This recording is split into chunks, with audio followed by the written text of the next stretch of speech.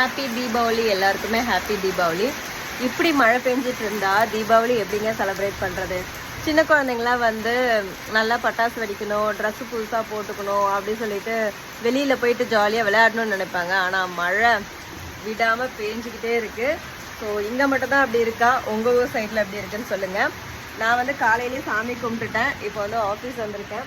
நேற்றே வந்து ஃபேன்லாம் போட்டுட்டு இதெல்லாம் காய வச்சுட்டு போயிருந்தோம். எப்படி இருக்குது அப்படின்னு சொல்லிட்டு பார்க்கணும். என்னோடய ஸ்டாஃப்க்கு பார்த்தீங்கன்னா ஞாயிற்றுக்கிழமை திங்கக்கிழமை 2 நாளுமே நான் லீவ் விட்டுட்டேன். ஆனால் எனக்கு தான் லீவ் இல்லை. ஏன்னா இதெல்லாம் வந்து கொஞ்சம் என்னால் முடிஞ்ச அளவுக்கு நான் ரெடி பண்ணிட்டேன்னா டிஸ்பேச் பண்ணுறதுக்கு கொஞ்சம் ஈஸியாக இருக்குமேன்னு சொல்லிட்டு. இது வந்து இந்த மழையால் காயவே மாட்டேங்குதுங்க. வெயில் இருந்ததுன்னா ஒரே நாளில் கடலாக காஞ்சிரும். இப்போ 2 நாளாக காய வச்சுருக்கேன்.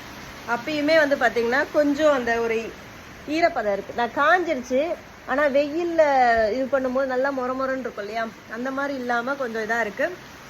ஓகே, நான் ரெடி பண்ணி டிஸ்பேச் பண்ணிவிடுவேன். ஃபுட் ப்ராடக்ட் எப்பயுமே வந்து நல்ல குவாலிட்டியாக கொடுக்கணும் அப்படின்னு சொல்லி நான் ஆசைப்படுவேன். ஏன்னா என் பிள்ளைக்கும் எனக்கும் நான் எந்த அளவுக்கு எடுத்துக்கிறேனோ அந்த மாதிரி தான் உங்களுக்கும் கொடுக்கணும் அப்படின்னு நான் நினைக்கிறேன். இதெல்லாம் இந்த மாதிரி கழுவி காய வைக்காமல் ரெடி பண்ணி கொடுத்துடணுன்னா ஈஸியாக உங்களுக்கு நான் டிஸ்பேச் பண்ணிடலாம். ஆனால் எனக்கு அதுக்கு மனசு வரல. அதனால தான் ஓகே, நான் வந்து தீபாவளிக்கு இந்த டாப் தான் போட போகிறேன். ஸோ கொஞ்சம் லூஸாக இருக்குது, அதை அப்படியே டைட் பண்ணிவிட்டு ஆஃபீஸ் வரைக்கும் பார்த்துட்டு ஈவினிங்காக தான் வந்து ட்ரெஸ் போட போகிறேன். உங்களுக்கு தீபாவளி எப்படி போயிட்டுருக்கு அப்படின்னு சொல்லி கமெண்ட்ஸில் சொல்லுங்கள். இருப்பதை வைத்து இன்பமாக வாழலாம். தேங்க்யூ.